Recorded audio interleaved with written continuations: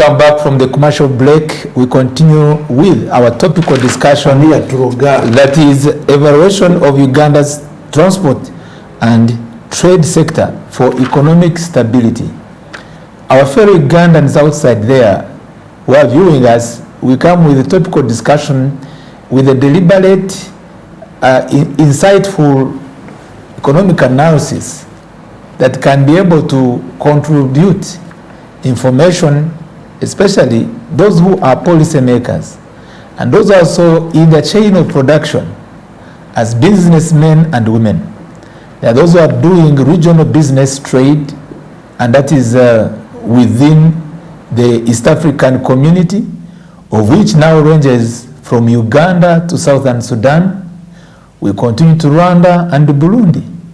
There is also, of recent, the privilege to be part of bringing the Democratic Republic of Congo to be part of us. And we also have an extended opportunity stretching as far as to Kenya and Tanzania. And there are a number of ways how we could have been deliberate as a country to ensure that we utilize the available economic opportunities to manage our economy, leading it to growth, leading it to stability in times of crisis. The Honorable Banyanzach Henry brought out deliberately a number of areas which needs attention. The other day, when I invited a guest, he is a professor from Victoria University.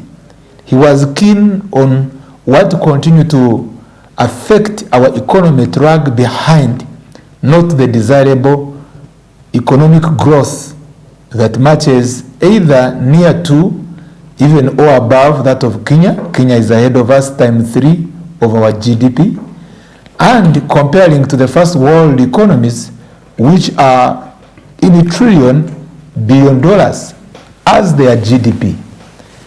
And we cannot at all continue to think it is either by going for debt, as we know that borrowing in this country, national debt burden is high. And whereas the national debt burden is high, of which brings our economy at a risk, the allocation of the borrowed funds, especially to look at where our priorities are to support the economy, seems to be minimal. And a lot of questions, as I bring back this question of debate was on the table, our dear guest, they remain unresolved. That's number one. Number two, you talked about the mismanagement in the Uganda area. The information available with us points out the Auditor General's report. The Rwanda area, which should have supported our economic growth beginning within and then close to other nations, including whether Sudan, to link up with the Democratic Republic of Congo for export maybe of minerals, export of agricultural products. All this is not yet done. We know the government may be having a plan, but it looks to be, as you said, that the president said, that we need to be awake. We are asleep. When you compare to TZ, Tanzania, when you compare to Kenya, they seem to be running faster. You have a lot of analytical points which you had pointed out. Honorable, we don't know why such mismanagement remains, who mismanages, and whether that who mismanages cannot be dealt with, because Ugandans should not continue to suffer in the hands of the few people who are benefiting much more. It is something we should protest openly. And when one is called that is the one who is mismanaging our economy, something should be dealt with. I compare to countries like China, Singapore, the way how they handle corrupt people is not a joke. And because they provide punitive approach mechanisms that can immediately clamp down and threaten who want to mismanage this and that, they seem to be progressing. I would like to welcome you back again, and we look at this dilemma where our economy is being mismanaged, especially as you've talked about, the enabling environment of doing business is not favorable. You didn't talk about the road sector. It is also something that we will also look at. The road coverage in this country, much as we appreciate what has been done, seems not to have worked where it should be. And I'm not attacking you to the political party you belong to, but the sincerity of your facts. And I would like again to bring you on board and look how we can deal on and give information and analytical point of views that may support policymakers to help our economy go forward. You're welcome once again, Honorable. Thank you. Of course, you have said it once again. There are issues, the challenge is about the governance, and you are saying the question, who will solve this problem? Of course, this country has a chief executive officer, and the chief executive officer of this country is the president of Uganda, His Excellency President Yoweri Kaguta Museveni Tibuhaburwa. Being the chief executive officer for this country, Uganda, this country company called Uganda, it faces him to make sure that the Uganda Railways Corporation or whatever it is, life is pumped in it again. Proper managers are put in place. A proper board to manage Uganda Railways Corporation is put in place. A board which is technical, not a board which is political. Technical board. The last time I was here, we were talking about political patronage. One of the things that is killing our parastatals is appointing political officers. Patronage. Political I don't know. Patronial appointments, which are depending on the favoritism of those who are in the political so that the line. people who are doing the job do not merit to do those kind of jobs. Oh, okay. And because they do not merit doing those kind of jobs, that's why you are having a problem of implementation.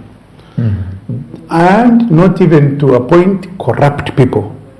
When we are talking about land acquisition, we are talking about this kind of railway because we want to do land grab the down eastern here route, Maraba Kampala. Yes. But that route is being stalled down because it's not in progress because of land acquisition. When we talk about rehabilitation of Kampala Maraba railways, there are some contracts. In 20, we are supposed to have a project which should have started in February 2022, where we got a loan from China worth $51 million. Till to date, it hasn't taken off. 2021, Parliament approved $369 million from the Spanish fund, which was also to be co-funded by African Development Bank. Up to now, it has not taken off. So the implementation of this kind of projects are lacking. There are other financiers which come in. If we're talking about the money that has been injected into this railway sector, it comes to more than $1 million. Okay? Because it is being from Spanish loan, from the ADB, from China. We are talking about development of Port Bell, inland port. We are talking about the other port across Port Bell. All those. May I ask a question, Honorable? Yes. What led to the collapse of the Port Bell? When I was growing, I mean, in my early childhood age, yes, it was a famous, project. When the East African community collapsed, 1999, it affected it. Yes, very much, because it was managed by the East African Ports Authority, so it was affected so much. But that is not an excuse, because other ports which were operating alongside Port Bell, like how could it affect it? Because that one was a demonstration. They continued operating, so that is not an excuse. Yes. The East African community, the Ports Authority. Because I've told you, we have Manza, it is operating. We have Kisumu, it is operating. Because as we talk now, that Maraba, Nairobi, that the SGR from Nairobi to Mombasa is complete. They are now working from Nairobi to Naivasha to Kisumu. But our point, we are not working on it. So we cannot still continue talking about East African community, East African corrupts of East African community. We are now counting from East African community. Now we are talking about COVID. From now COVID, we are now talking about Ukraine war. From Ukraine, I don't know what we shall be talking about. We are waiting to talk about the Kenya politics. Then we are talking about enabling, we shall be talking about. So this kind of excuserism is what is killing our business here. So we need to go on the ground and tackle the problem of good governance, have the right people, tackle the problem of corruption, tackle the problem of poor managers who do not implement, tackle the problem who is making these projects delay, tackle the problem that there should be money for value. So these are the problem which we are having are compounded. You get compounded problems to the extent that government is also buying again the land that it owns. That is where, for instance, for example, Uganda Railways. I've been talking about this is the land which was owned by Uganda Railways down here. It was now they are compensating themselves again. They are now going to compensate those who own that land. Yet it was government land. Yet it was government land and it was grabbed. Okay, we are talking about this right of ways for the railways where it used to be. It has been grabbed. They are built there. You will go and look at this Nakawa stretch, and then we'll be talking about compensating them, compensating for somebody who have grabbed the government land again. That shouldn't be the case. So this kind of management is unacceptable. It's unacceptable to the extent that you find that even the government again facilitating those who are the railway sweepers which we had, people pulled them up and they took them to these smelting companies. I want us to take this dimension of our discussion, and I appreciate your submission. I don't know, please, whether the passion you have, whether you should stop here at this television, but I think there is there's a need for a strong voice to join together. I can see your Nani is the point in analyzing economic policies. I wish every week you had a paper that you write and you send to the president. Whether he reads it or he doesn't read it, that's another Me or yourself, because for you, you are a doctor man. Me, I'm not a doctor. You're a former minister, state minister. You're a doctor. Planning. There are ministers who are equivalent of senior 6. And they are ministers. As you know, maybe so I don't have that title of a doctor. Will you be able to take up this? Because me, I'm doing my best. Together, I can give you knowledge. I do together. I do my best to bring here topics. And then we shall be saying, this is what SMART24 this week it analyzed the railway sector. We send a policy, economic policy paper to the president and the ministers concerned, and then we demand for action. Yes. So therefore, I'm demanding for what we have said here, reduce them into a policy paper and you send them to the president and the minister and those responsible. Then we see action. That is how, by the way, things move. Well, my contribution to policy making and as a public policy analyst and management expert, by coming up with this topical discussion, I reasonably consider what exactly is missing. But one of the avenue to air out such views is to bring these topics and I moderate them. I hope they are doing. And I end up not owing them as my personal either opinions, but I bring them for general discussion. And we are happy and privileged to always invite, yes, experts as well, and experienced citizens who can ably discuss with us. And as the Honorable former State Minister is saying, that those who normally monitor the broadcasts, you need to take into consideration such views so that they can reach where they're supposed to reach. We're also getting a commitment, just a personal commitment, voluntarily to always write some articles that can be accessed to some newspaper. Possibly those who need to get information can get.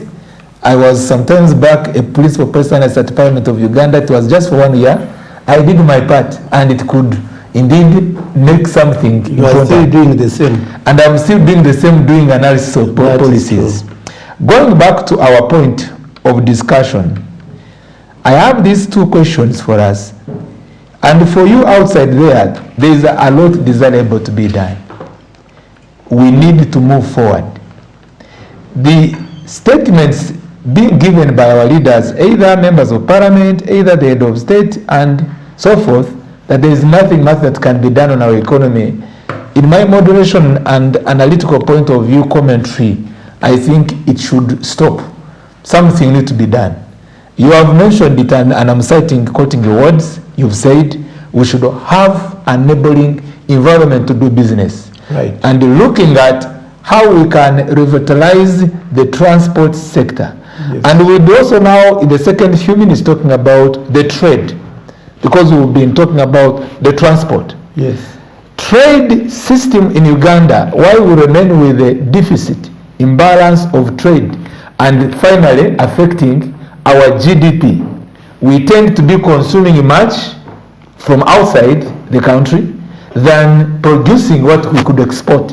And honorable, our guest has said that we have already the market. We appreciate partly what the government has tried to do, and in the vision of saying, which I'm trying to follow up, if it could achieve it, that they have tried to secure market. But now that if there is a deliberate move to secure, to have market in Sudan, to have market in Democratic Republic of Congo, to have market in Kenya, Tanzania, Burundi, Rwanda, the same investment which at times has been, a lot that has been spent on public expenditure, we need to rationalize. That's what I could think. And we begin to invest where it matters, proactive. Yes. How does this slow pace of our progress in improving the transport sector and trade sector affect us not to be a middle income status and East African community integration? Simple. You are not making money. Simple as that. You are spending, but you are not making money. You are spending a lot of money in security. We are spending a lot of money in security, fighting for stability, of bringing peace. I've heard people saying that we are now exporting peace. That Uganda, we are so peaceful, we are now exporting peace. You are exporting peace, that we have exported peace in Somalia. Indeed we have. We exported peace in Congo. Indeed we have. We exported peace. In the Congo is not there, they are still somehow serious fighting. Congo. We have exported peace in Sudan. But does this peace that we're exporting translate into money for Ugandans? The answer is no. Don't you think it is intended to provide the protection the Ugandans doing business? The Ugandans are paying taxes, the taxes that we use to buy these guns and gunships and what to go and fight in these countries. Honorable. Wait a minute and I'll make my point. But after we have fought, okay, they are brothers and sisters. After we have secured their peace, after the Ugandan, the taxpayers' money and human resource, human capital, we have secured that peace. What is it that comes out of these peaceful nations that translates into wealth for Uganda? It are those countries which have developed the neck of a giraffe in trade, like Ethiopia, like Kenya. Kenya goes to South Sudan, the biggest trade partner, the biggest people, East African trade partner. Kenya is making money. Their banks are in Kenya. KCB went in Kenya long time ago. I saw Centenary Bank hosting some kind of thing but it was hosting it here, not in Sudan. Do we have any Ugandan bank in Tanzania, in Sudan? No. 1 second. Do we have? A question. There is KCB, Kenya Commercial Bank, in South Sudan, doing a lot of business. There is this bank is called what? This bank of an individual, which we took Church House. Equity Bank is in South Sudan. Do we have any Ugandan bank in South Sudan? The banking sector. Nothing. KCB is in Somalia. Do we have any bank? Is Post Bank Uganda in Somalia? No. Are we doing any? So you can see, as these banks of Kenya, of Tanzania, they have banks there. They facilitate their business community to go and do trade and business. They do not facilitate Ugandan. So for us Ugandans, we spend on this country to secure peace, but we do not get the dividends. Okay, now. It's high time that the Ugandan as a nation, we went back on the table and organize ourselves. By the way, not only have we secured peace of this, we have even secured peace as far as Equatoria, this beyond the DRC. Beyond the DRC, we have. But what are we trading there? Which intra-African trade are we doing? So if we were trading with these countries, we would be creating wealth. We spend there, we spend our energy, we spend our armies there. What do we get? Getting small allowances of soldiers who go to that fight, and you think that is wealth? Okay, this is not sustainable. Thank you so much, Honorable. The question just I'd wanted to ask you that still remains is looking at the advantages Kenyans have enjoyed in the country. It has been pointed out that at times the economy of Kenya, because of utilizing very well the water transport, especially as you were talking about because they're on the port, they're on the sea. Yes, it tends to have it tends to have given them an added advantage, to be more advantageous than Uganda, which is a landlocked country. Is it also something to think about? You know, we're looking for just excuses. Because you see, basically, Kenya is an economic hub because they are sharp. They are business oriented. For us, we are peace, what do I call it? Security oriented. Our mission and vision is to secure security. But for them, it is economy. They invest more in the economy. For us, we invest more in the security. Not that we're insecure. That's for another day. Now I ask you on that point, do you think that if the government of Uganda could not invest in the security, because each country, each country has the way it deals with her problems. I'm just moderating, becoming objective in the middle of it. We have the problem of, we have the problem of corruption we've talked about, which is also a war, by the way. I declare it is a real war. And we also had problems of insecurity, which the country has tried to manage.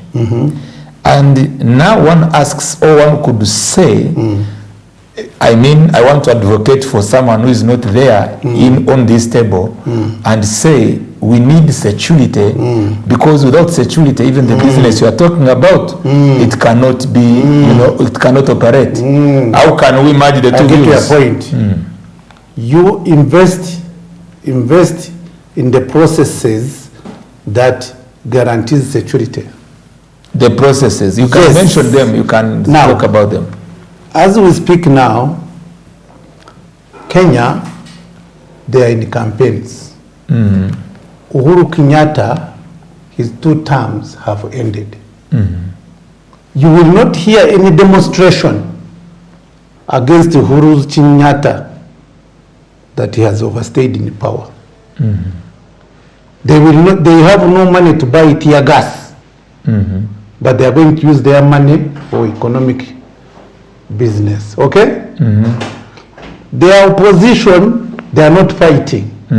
You will not hear that they are buying tear gas, that ODM or Mike Nani or this Ruto's camp is going to fight with Nani. Now therefore they should buy tear gas. We are going for we are going for a commercial break. So for them, they have invested in two processes. Yes, into processes that guarantee security. Yes, thank you so my much. Point. Yes, thank you so much. At election time, during election time, the transition time, their transition is clear. Let's go for a commercial break. Stay tuned to SMART24 TV. We are point on, and we are looking at what affects us, and this is the issues of the state and the economy. When we bring in part of the political aspect, we cannot have the determination of the economy without determining how resources are allocated and the processes that determine such a state of stability. Stay tuned on SMART24 TV. See you in the next session.